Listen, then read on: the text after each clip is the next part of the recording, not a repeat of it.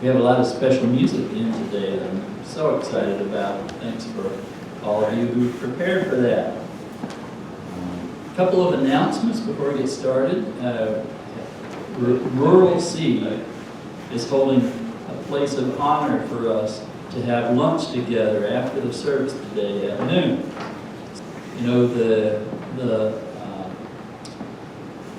companion, the Latin roots of the word companion are cumpanio, Italian as well, cumpanio, which means one with whom one breaks bread. So we are each other's companions. And this is a meal of companionship. And I'm thrilled and grateful to have a Thanksgiving opportunity to share with you. Other announcements are, we talked about the non-nuclear petition last time, and didn't have a hard copy to share with you for you to sign. This week I do, and it's right here on the table. You can come up and sign it at any point after the service, whenever. I've already signed, so you can see where the signatures are. And if you have any questions about the petition that this is referencing, it's on the left. It's the whole document. I have read it, and I trust Ellen's interpretation of it, and I wholeheartedly signed, and I hope you find that you can too. So our guiding theme today is Thanksgiving and Thanksliving, Unitarian Universalist style. And I hope that I can back up that little bit of swagger with some stuff that'll be compelling and interesting to you in just a minute. Who's doing our chalice light today? I think Terry is, right? Okay, Eckhart Tolle was the author of The Power of Now and A New Earth. And he was at a large convention, and there were a lot of workshops and seminars, and somebody asked him which one he would recommend. And he made the following statement. He said, "Be aware of your breathing as often as you are able. Do that for 1 year, and it will be more powerfully transformative than attending all of the seminars, and it's free." And it's free. And it's free. You can do it at when you stop at a light, when you're stuck in traffic, when you're going down the road. Just take a breath in and let it fill the diaphragm, and then let it out. And do that again and again. Do that 5 or 6 times, and it will make things clearer for you. It makes things clearer for me. Okay. Thank you, Terry. Well said.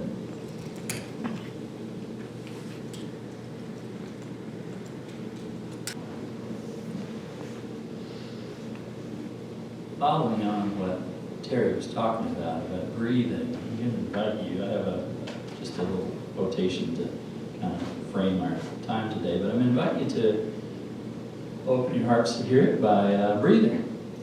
You know, the guy I worked with, Fred Luskin, the forgiveness teacher at Stanford, who does his research in conjunction with Stanford Medical School, says that breathing is probably one of the most important things we can do.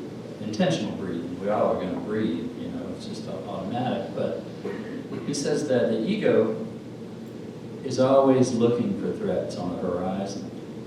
And that's kind of what, we want to protect ourselves, to be safe. So that part of us is always scanning the horizon to see what's going on and looking for threats. And the posture of looking for threats kind of gets us a little bit agitated. He says that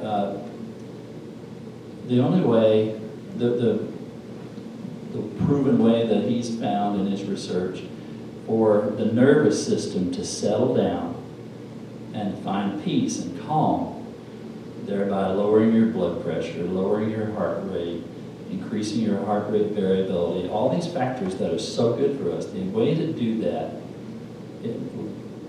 breathing is a part of that, but not just breathing, but breathing that is deep and peaceful. It doesn't even have to be to your toes deep, but just, those simple breaths of intention. So let's take a few breaths, and then I'll share this Thanksgiving quotation. So feel free to just close your eyes if you want to, or don't have to if you don't want to. And take a deep breath with me. And then slowly exhale. Another. And then slowly exhale. And one more. Slowly exhale.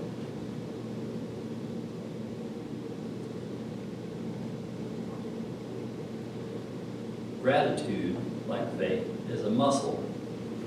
The more you use it, the stronger it grows, and the more power you have to use it on your behalf. If you do not practice gratefulness, its benefaction will go unnoticed, and your capacity to draw on its gifts will be diminished. To be grateful is to find blessings in everything. This is the most powerful attitude we can adopt, for there are blessings in everything. Alan Cohen. Okay, so I'd like you to turn and say to your neighbor, you are a blessing.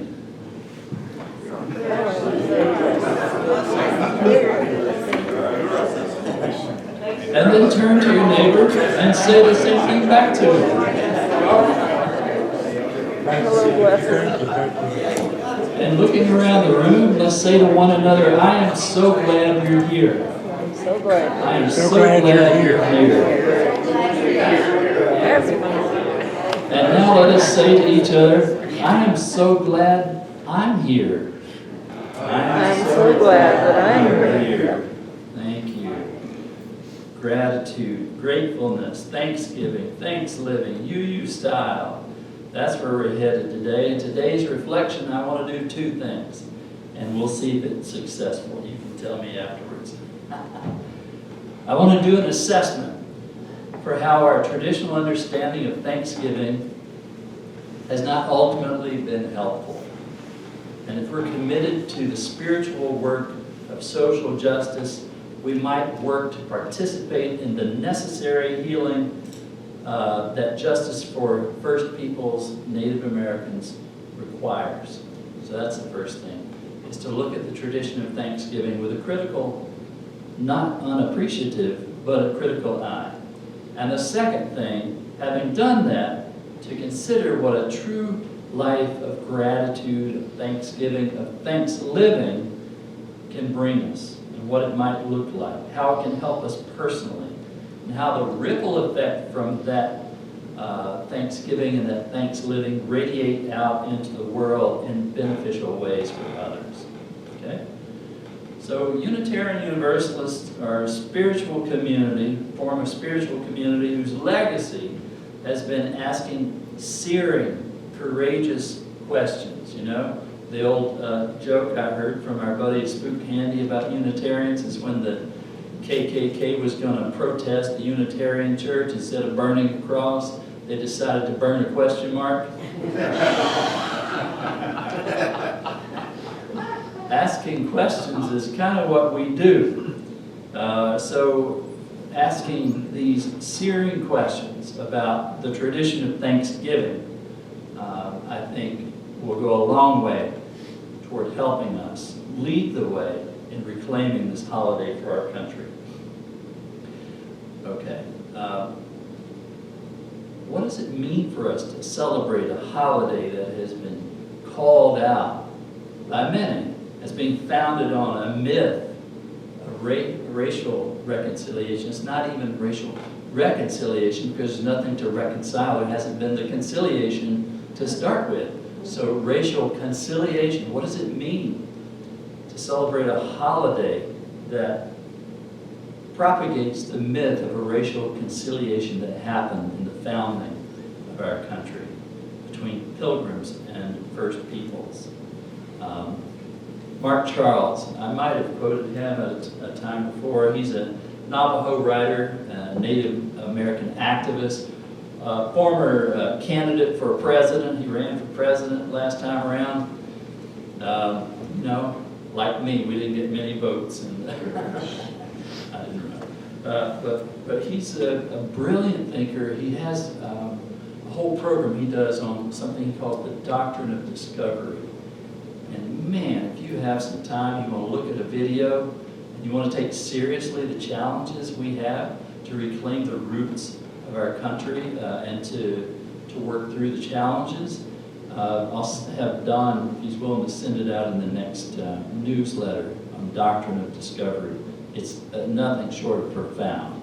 Anyway, Mark Charles talks about what it means to celebrate Thanksgiving as a Native American. He has a blog called The Wireless Hogan. He's Navajo. He says, being Native American and living in the United States, I'm frequently asked about appropriate ways to celebrate Thanksgiving. I've celebrated Thanksgiving all my life. Growing up, I have memories of my mother waking up at 5 a.m. to prepare the turkey to the music of Handel's Messiah. In college, I remember traveling home or visiting homes of friends to enjoy a Thanksgiving meal. I remember cooking my first Thanksgiving turkey and the countless calls home, asking questions throughout the whole process. And I remember many Thanksgiving feasts celebrated on the Navajo reservation with friends, family, and neighbors over the past decade. What I don't remember, though, is the myth. The myth. The myth that Mark is referring to is the myth that European colonialists, and the first peoples sat down together and shared a meal on that first Thanksgiving day, embodying forgiveness and conciliation. And so, glad that's done. That assuages our guilt. The mythical potluck has been promoted in so many stories, so many movies, so many teachings. I'd venture to say that maybe almost every primary school classroom in this country this week will talk about turkeys and pilgrims, you know. And I'm not saying that we have to fight that. It's maybe an unwinnable battle, but in our circles and in our conversations, we can be more nuanced and more understanding of what the reality was. And we do that not so that we can say, oh my God, look how bad we are or how bad it was, but to name it for what it is and to claim it. Because until we can name it, until we can claim it, we can't do anything about it. Until we realize that part of our privilege is tied up in the sacrifice of First Peoples and African Americans. We're not living as fully as we can, in my opinion. So the mythical potluck, I forgot first to do the work of this fellowship. We are grateful for the gifts we received in support of this fellowship, and so thank you. But look at this. This is our popular kind of thing we can find in any town, USA, right? This is a very famous painting by William Hicks called Peaceable Kingdom.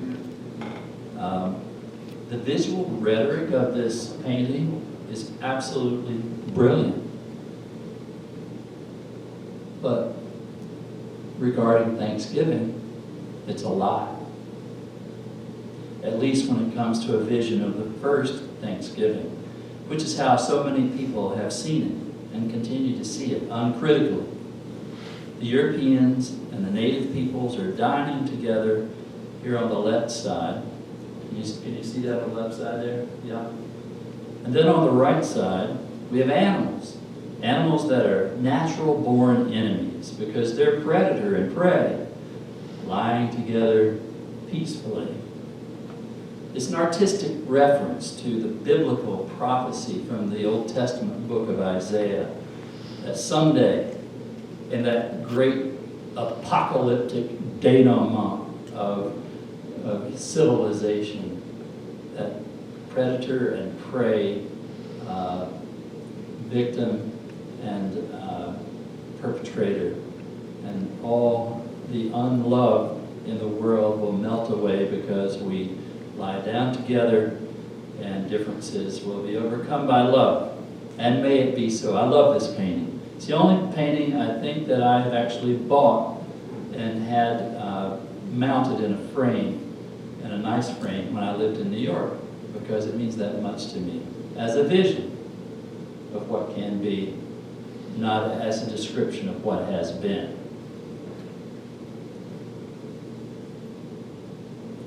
The myth of the meal of this reconciliation was not true, and the pretense toward this idea was nullified in none other than the words of Christopher Columbus, who announced way back in 1492, right after he sailed the ocean blue, that by the grace of God and in the name of Her Majesty Queen Isabella, I am taking possession of these lands. And the native peoples said, "What? Who are you to take these lands?" Yeah. Mark Charles continues, "As a native man, I love the idea of setting aside a day for giving thanks. I love the time off from work to spend time with family and friends. I love pumpkin pie, turkey, and mashed potatoes. I love a good football game. I love the days of turkey sandwiches, soups, and casseroles made from leftovers, but what I hate is the myth. I don't like the idea of a perfectly good holiday being co-opted to appease white guilt, which, when it comes right down to it, is exactly what the myth of Thanksgiving is about, appeasing white guilt. The myth of Thanksgiving fabricates a memory of the good old days when natives and European colonists harmoniously got along. Amazing how holding this idea can make us feel so much better, right? Stephen Charleston, who was a bishop in the Episcopal Church and also an elder of the Choctaw Nation, said this: "The historical irony is that European Christians coming to the Americas were escaping highly stratified and intolerant societies. In North America, they encountered societies that were open and tolerant. But in response, these European immigrants duplicated the oppression they had known by practicing it on the native people." And my friends, this is the problem with not addressing the lie that undergirds the mythical potluck dinner. One of my favorite theologians when I was in New York City is a guy named Christopher Morse, a Christian theologian at Union Theological Seminary up in Harlem in New York City. He's brilliant. He's retired now. But he wrote a book that just still stands out to me as a game changer. The title of the book is Not Every Spirit, The Dogmatics of Christian Disbelief. He says, just as we're called to believe certain things, and according to him as a Christian theologian, that the efficacy of Jesus Christ for the healing of the world, we're called to believe that, so also are we called to disbelieve other things, to disbelieve the lies that lead to the oppression and subjugation of peoples, to disbelieve. In that vein, I think we're called to disbelieve any story that promotes the myth of a racial conciliation and a mythical potluck dinner so long ago that attempts to put us at ease about the horrors and injustices that we know follow. We must disbelieve and work against those injustices. And we can walk and chew gum at the same time. We can do that. At the same time, we can also believe that the dedication of a holiday to the work of forgiveness is a great thing. Again, Mark Charles advocates this. So, what are we to do? How do we do that? How do we acknowledge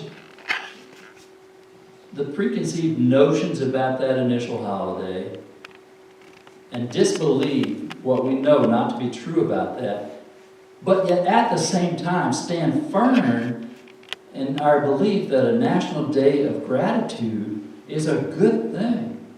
We need more gratitude, not less. How do we do this? I think we do this through gratitude and what I've called Thanksliving. First of all, we have to reject the idea of the racial conciliation that is promoted in popular culture. Now, by that, I don't mean we have to go out and scream at people and say, you got it wrong, or you shouldn't have this pilgrim on your doorstep.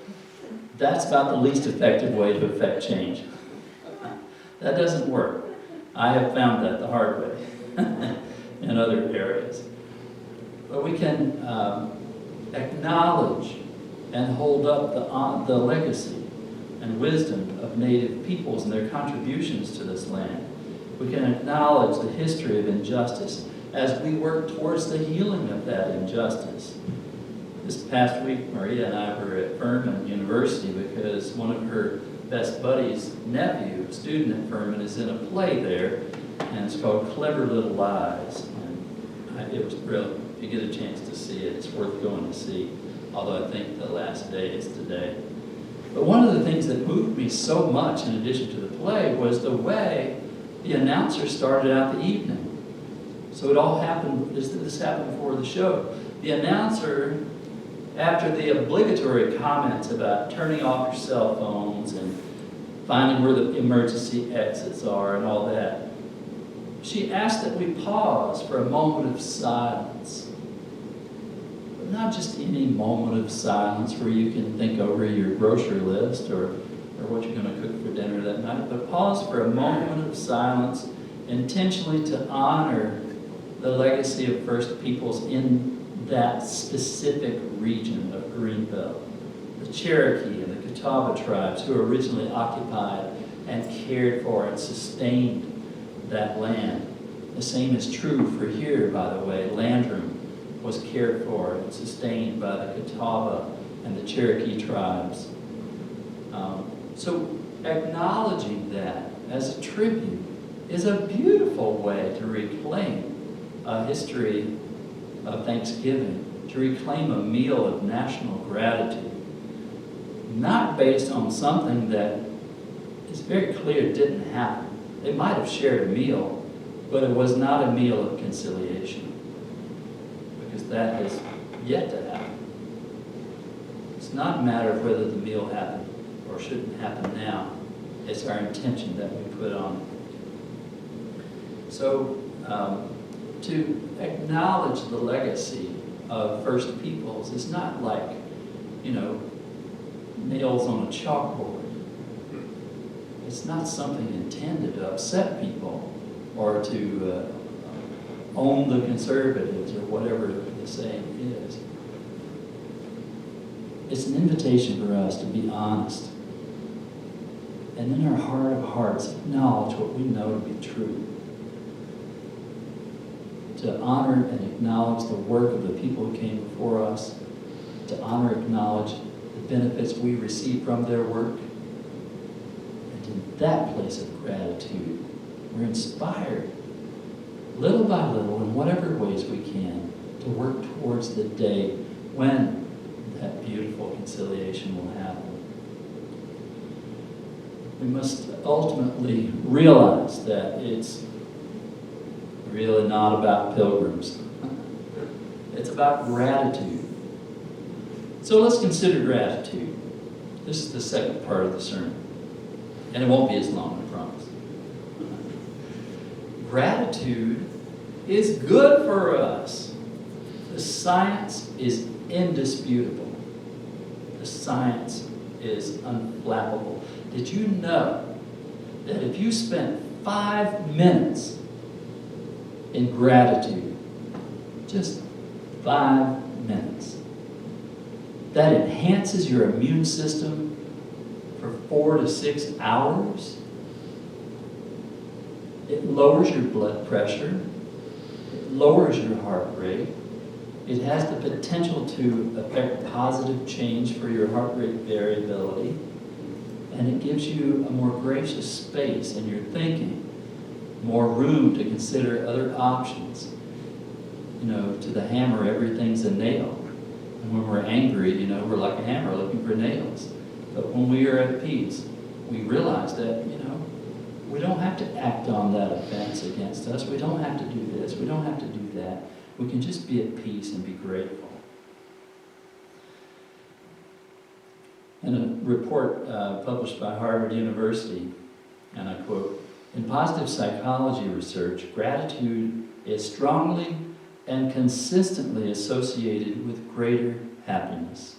Gratitude helps people feel more positive emotions, relish good experiences, improve their health, deal with adversity, and build strong relationships." Research has found that when we express gratitude, the brain releases a surge of dopamine, a neurotransmitter that plays an important role in many vital functions, including pleasure, reward, motivation, attention, and bodily movements. Gratitude is scientifically proven to be good for us. How many of you are grateful for that? I am. I once heard an adage that went this way, and I thought it made a lot of sense. That prayer doesn't necessarily change things for us. It changes us for things. Prayer doesn't necessarily change things for us. It changes us for things. We can be clear about that, and whatever else happens, you know, that's in the mysteries of the universe. But gratitude not only changes us for things, because a grateful heart is more compassionate and kind and willing to do the hard work of social justice. Gratitude not only changes us for things, but the fact of our changing makes it possible for us to change things. Because gratitude changes our mental and spiritual and physical outlook, we have more capacity to make a bigger difference in the world. Gratitude, if we take it seriously, can rescue our Thanksgiving holidays from the political divides that have plagued us for the past few years. As we look beyond our divisions and realize that the very fact that we can be together and to share a meal and a conversation, to become companions one with another, is itself a miracle. So, my friends, let's embrace this holiday coming up, a holiday dedicated to giving thanks.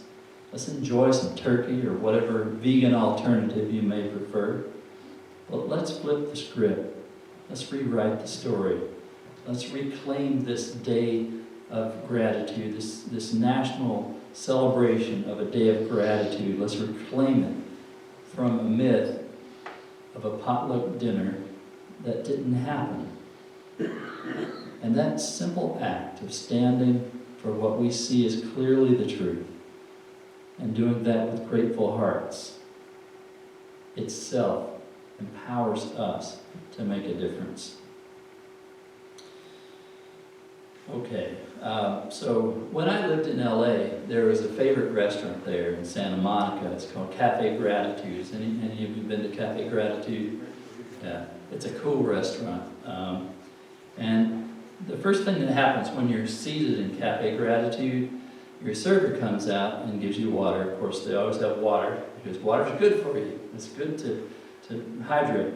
They bring you water, and then after they set the water down, your server looks you in the eye and said, "So, tell me, what are you grateful for today?" I mean, it might be that you're just grateful that meatloaf is back on the menu. I don't know, but what are you grateful for today? You know? So, I ask you all this morning, what are you grateful for today? What memories related to Thanksgiving do you cherish from your childhood or from your family life? And do you think we can divorce this understanding of the mythical potluck from the undergirding idea of gratitude as a national day of intention and celebration? I think so. That's kind of where I am today. I have one more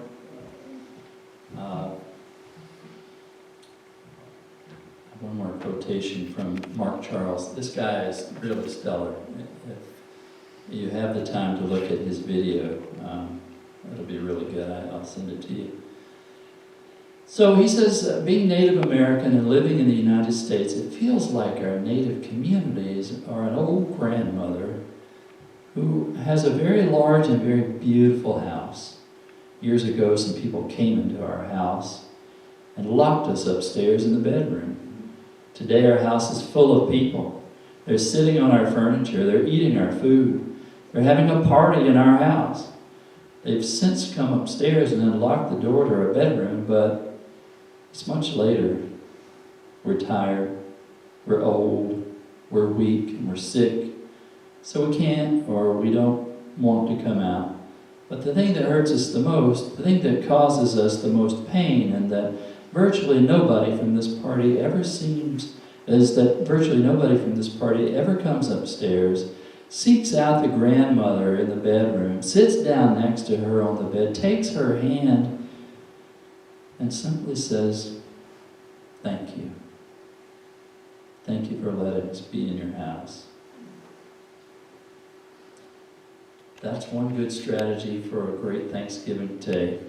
To be thankful for the grandmother, to be thankful for all those who have cared for this land and helped sustain it until we got here. And may we, in our own way, return the favor by doing the same. Amen. So we have a song now. The Blue Wall is back, our house band, and they are going to sing a great old movement song. I love this song. We Shall Not Be Moved. How many of you know this song? Yeah. So I want you to channel your inner Pete Seeger and Janis Joplin, or whoever it is that you like in terms of folk singers. And remember the March on Washington. Remember the Civil Rights Movement. Remember all the marches for Native justice. Lyndon has been saying for a few years that his dream was to have a Jubilee choir. Gospel, yes, Gospel choir. And yeah, this started as a song called "I Shall Not Be Moved," about the power of belief in God and it's keeping you steadfast. We shall not be moved. We shall not be moved. We shall not be moved. Just like a tree that's planted by the water. We shall not be moved. A little bit louder. Fighting for our freedom, we shall not be moved. Fighting for our freedom, we shall not be moved. Just like a tree standing by the water. We shall not be moved. With more spirit, we fight for our children, we shall not be moved. Fighting for our children, we shall not be moved.